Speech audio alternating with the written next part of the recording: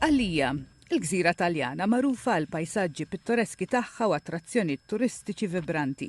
Iżda wara nuqqas ta' xita matul l-istaġun tax-xitwa, ħafna huma mħassba li l-gżira se ssib posta fost il-ftit reġjuni fil-lista l-ħamra tal-Ewropa minħabba nixfa kbira. Ir-reġjun tan-nofsinhar tal-Italja qed jesperjenza l-aktar xitwa sħuna f'60 sena u l-belt ta' Agrigento li tinsab fuq il-kosta fil-biċ tal-gżira qed tipprova tkampa ma' tnaqqis qawwi sa 80% fir-riżorsi tal-ilma. Il-provesti tal-ilma huma disponibbli kull jumejn.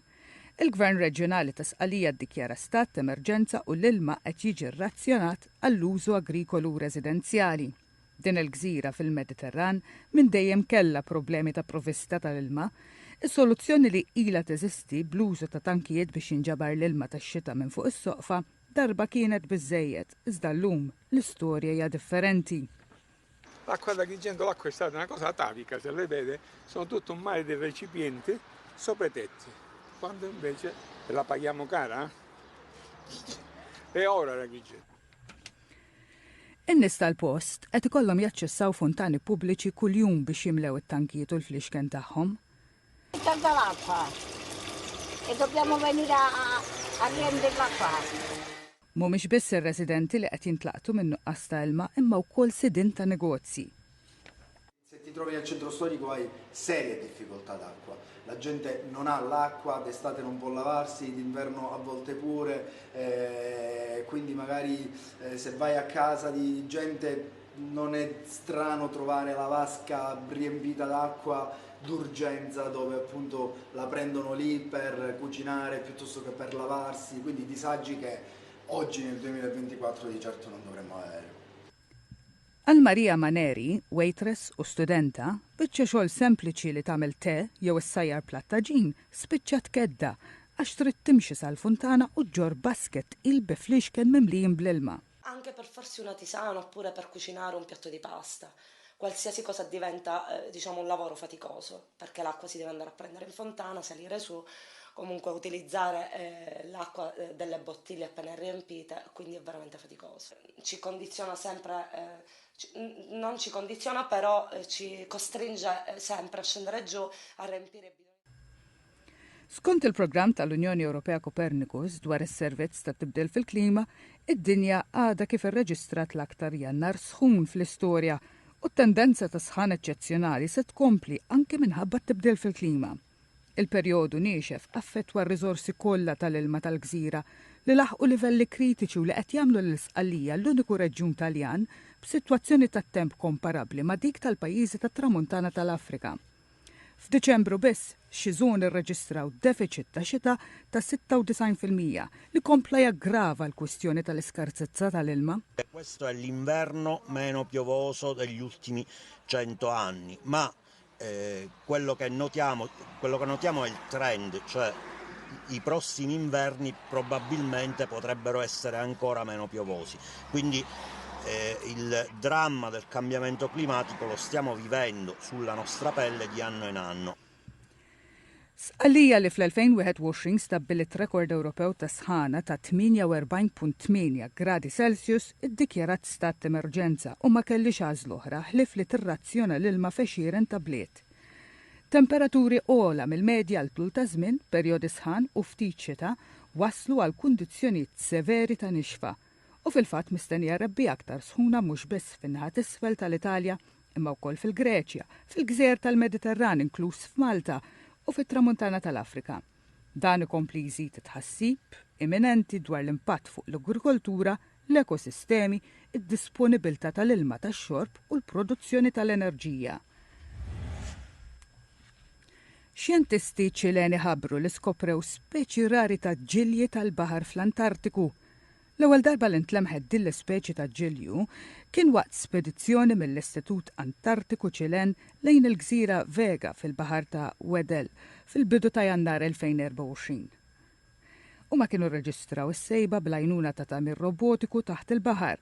Il-biologu tal-baħar Sebastian Menendez għall il-ġilji tal-baħar jużaw ħafna d-dirajhom biex jgħumu fl-ilma u biex jieklu partiċelli li jżommu f'wiċċ l-ilma.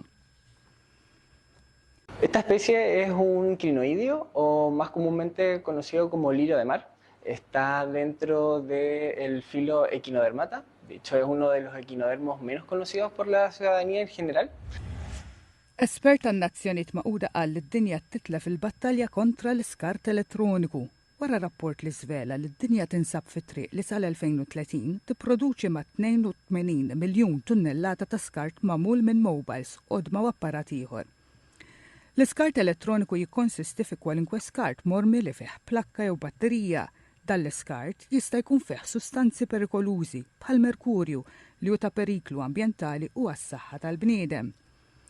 Kees Balde, koawtur tar-rapport dwar l-iskart elettroniku, speċjalist xjentifiku qoli fih dan il-programm ta' ċikli sostenibbli fl-Istitut tan-Nazzjonijiet Magħquda tat-Taħriġ u r-Riċerka, għalli din it-tendenza turi li d-dinja qed titlef il-ġlieda kontra l-iskart elettroniku. We saw that a record amount of e-waste has been generated in the globe in 2022. It amounted to 62 billion kilograms that were generated. And this is as much as 7.8 kilogram per person on the entire globe. And this is a record high, and it's on and this is because the consumption of these goods is also still growing in the world, both in developing countries as well in developed countries.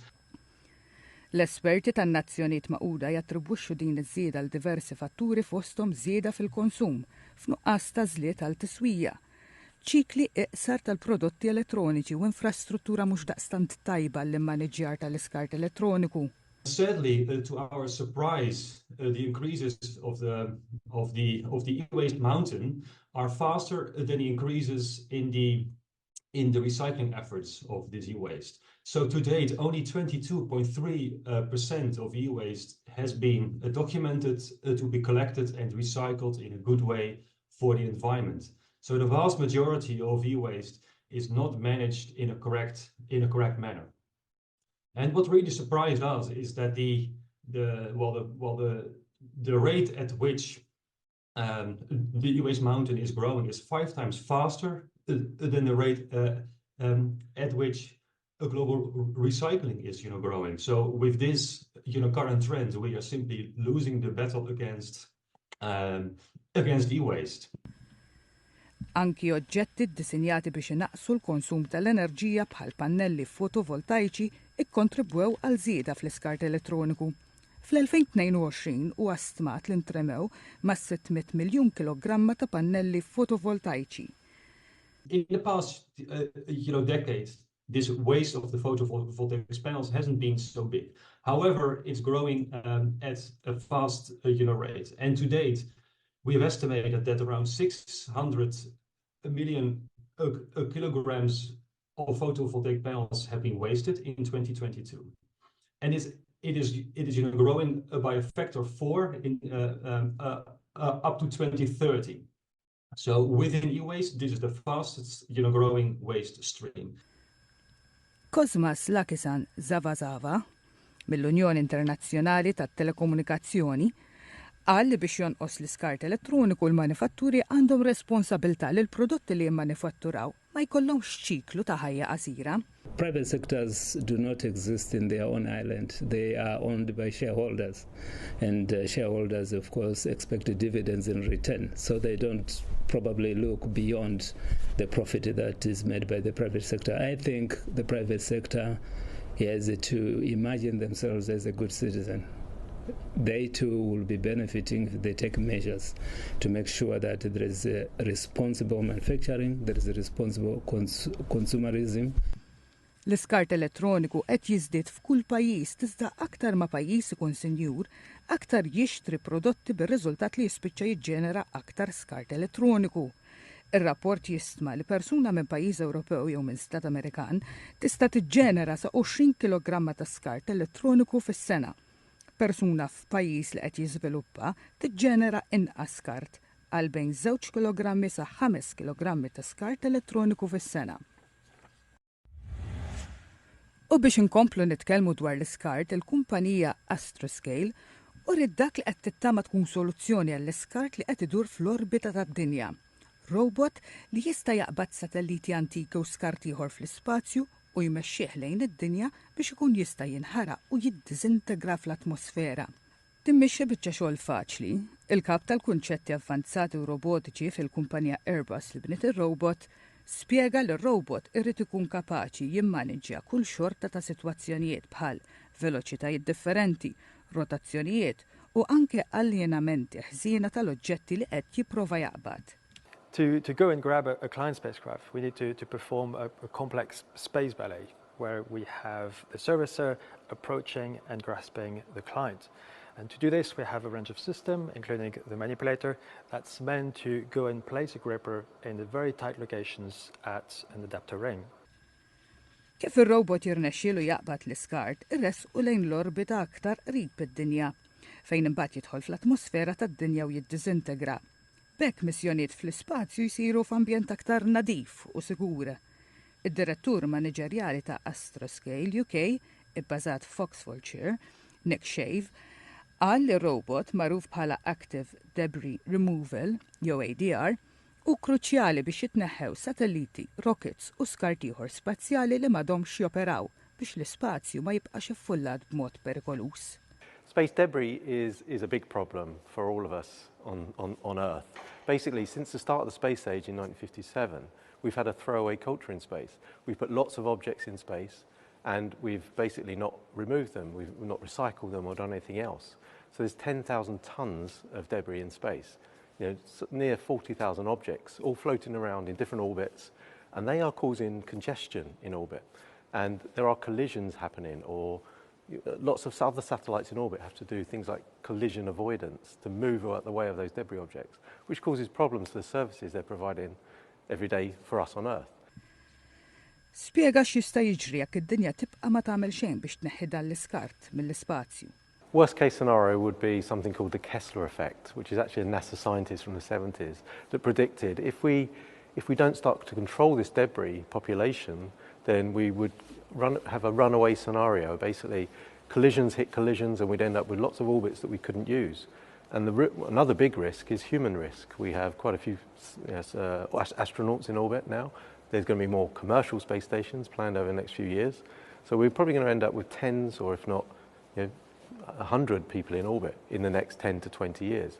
They're at risk too. They have to shelter sometimes because of debris objects that come near the space stations.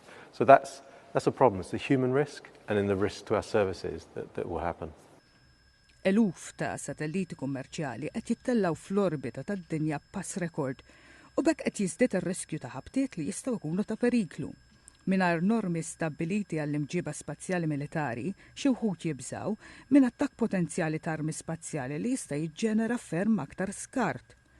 U d-dinja llum għandha biljuni ta' dollari fassi x'titlef jekk tibqa' ma tagħtix każ minħabba fost oħrajn l-użu tal-apparat orbitali kruċjali għan-navigazzjoni u l-mapep tal-smartphones, il-messaġġi li jintbagħtu, is-sejħiet u l-konnessjonijiet tal-internet li jintużaw mill-industrija u min-nies tad-dinja kollha.